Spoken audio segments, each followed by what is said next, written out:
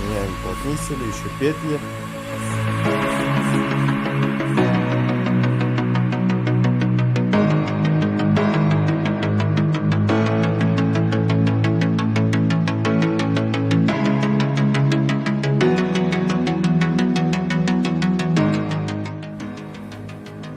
Вот ремонтируем двери. Кое-что решать. Вот вторая дверь.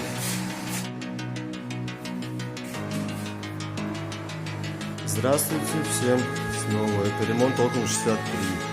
Еще всякие занятия детские. Уплотнитель здесь есть. Так что будем решать проблемы.